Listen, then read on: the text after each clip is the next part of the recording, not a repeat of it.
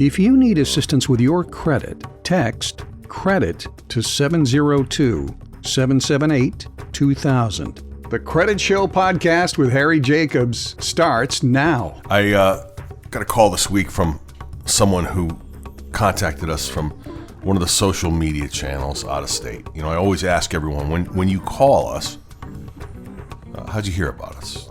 Did somebody tell you about us? Did you find us on social media?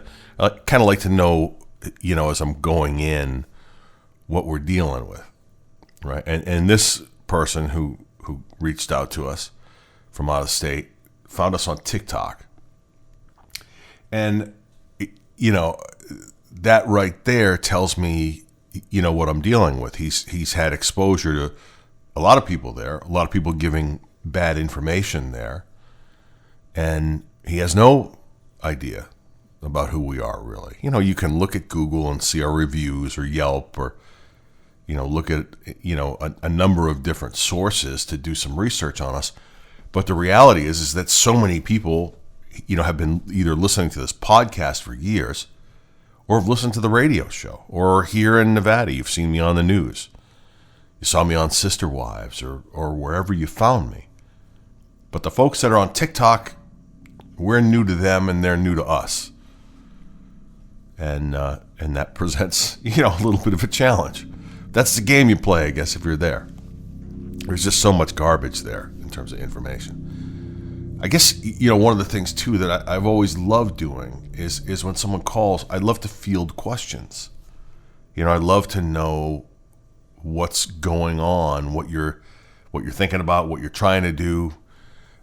You know, the stories aren't critically important to our process, but I do like to be engaged with what's happening with you.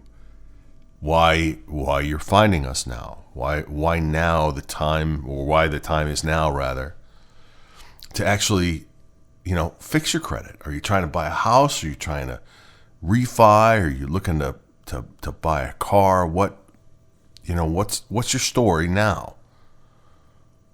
And, you know, I approached this conversation this week with this gentleman, and, you know, in the same way. He was blunt, and you know, I appreciate that. He said, you know, I've got a score of, you know, 520. I wasn't sure exactly what he said, but he knew what his FICO score was. And I said, you know, I don't ever just deal in score. It's a no-no for me. And by the way, anyone that works for us knows that. I don't, under any circumstances, ever promise a score. We don't have any way of knowing that, right?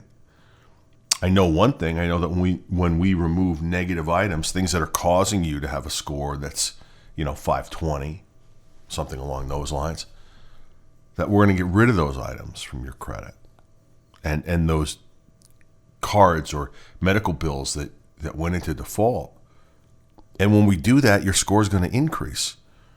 But there's math involved in the scoring mechanisms that go so far beyond anything that certainly either of us, you know, you or I, you're watching this or listening to this. That math is really complicated. You know, there are algorithms involved in the scoring process. And it's very rare. You know, every once in a while I'll come across, you know, a husband and wife who have the same credit, same items on their credit, you know, shared credit history because they've done everything together for 20 or 30 years. And once in a while, I'll get a case like that where the scores are the same.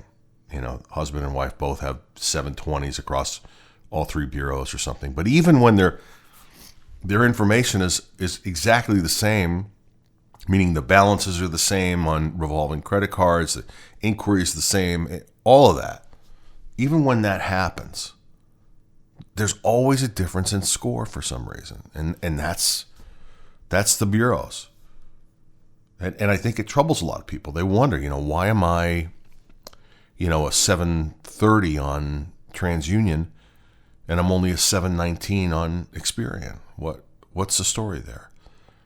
And the story is that it's about their math. It's about how they calculate these scores. It's It's nothing that we can control. I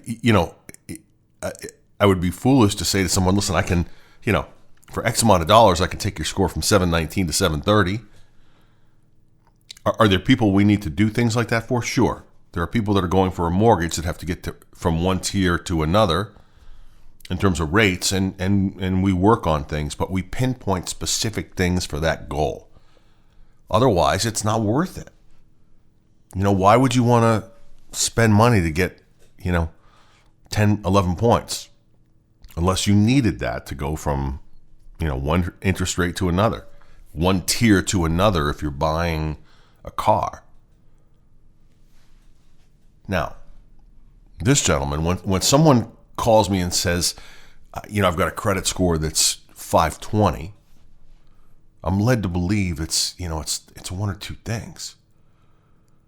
Somehow your credit has been destroyed through non-payment of medical bills, or there were things you defaulted on, obligations that you defaulted on. It's possible, too, that you just have no credit at all, that you've been under the radar, and that's the best score that the bureaus could give you, given the algorithms that they use, that apply to your situation. Could be one of those things. By the way, it all starts with, when I talk to someone like that, I say immediately, I want to look at your credit. Again, score doesn't matter to me. What's on your report matters to me. Every single time. It's a deal breaker, by the way. If you say, no, well, I'm not comfortable, I don't know you, or you found me some way, go to Google, go to the Nevada Financial Institutions Division where we're licensed. Right? We've got a $100,000 bond. We've got insurance. We've got all these things. And in the history of doing this show and being in business, not once has a client of ours been a victim of identity theft as a result of something we did.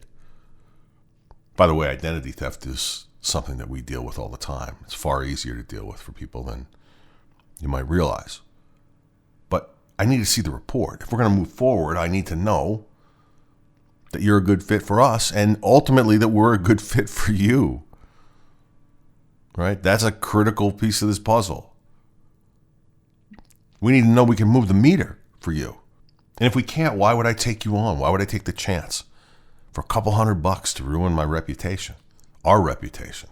So every single report that comes in, every single person that calls that needs our help, you've heard me say it if you've been listening to the show for any length of time, I need to see every report. I need to understand what the situation is and what your expectations are. It's that simple. But, a lot of times those things don't add up. Right? Your expectations and our ability to clean your credit don't add up every time. And if that's the case, there are things you can do on your own. There are cases where we can't take you on, or it doesn't make sense for us to take you on. It makes more sense for you to do things on your own. And I get that time is money for you as well. And if that's the case, then we'll do it. But we're not in the business of reaching into anyone's pocket either. Doesn't mean I don't want your business. It means I don't want you to waste your money if you don't have to. We also want to be able to move that meter for you. You've been listening to the Credit Show podcast with Harry Jacobs. If you need assistance with your credit, text CREDIT to 702-778-2000.